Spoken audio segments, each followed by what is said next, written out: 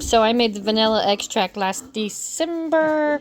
So it's been sitting over a year. It's delicious. You can see I've been using on it. I took the beans out today. And I'm going to let them dry a little bit. Not all the way, but some. And then I'm going to turn these into vanilla sugar. So I got them laid out here on this plate here. Let them get some air dry happening. And then we'll take it from there. I don't know how long it's going to take, but we're going to watch it. Right, so I got these laid out. They dried. Cut the tip off of it here. And then you're just going to, it's slit open, which is why it was like that for the extract. But all of that there is the seeds that they want. They call it the caviar. I guess it's the vanilla caviar. I don't know. And I'll push it out. Easier said than done. Anyhow, all of this is what's going to go into the vanilla sugar. And I got 4 pods here for putting in the sugar. I got 2 cups of sugar measured out here. I'm going to do it in layers. This I didn't even know was like a possibility to do until one of my other YouTube, Dana, recommended it to me. So anyhow, I'm going to put some of this 2 cups in here. And then I'm going to put these seeds in there. Try to get them in there.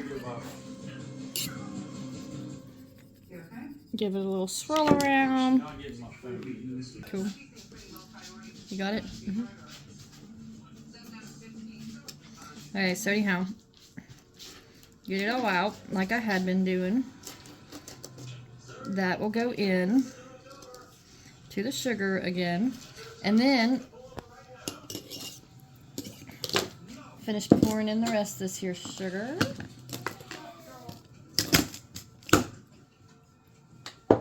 And then they said to take these here pods and just kind of chunk them up a little bit. Put them in there. You can see what they look like now that I took all the seed out. It's still smells amazing. Anyhow, so I'm just going to chunk them up a little bit and put them all in this jar too. That way it just helps to infuse the sugar a little bit more and it's a better taste. I'll put this all in here and then you're just going to shake it. And then just periodically shake it when you remember about it.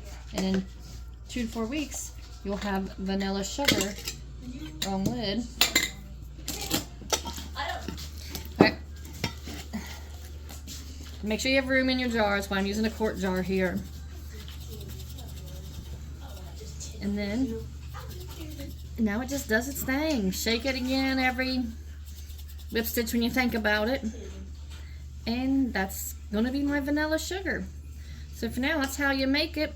If you leave the beans dried out, like you put them in the oven and you dry them, or they get too dry, you're supposed to like pulverize those seeds and stuff, and I guess the pods, in a blender, and then just mix it in the same way. But yeah, there you go.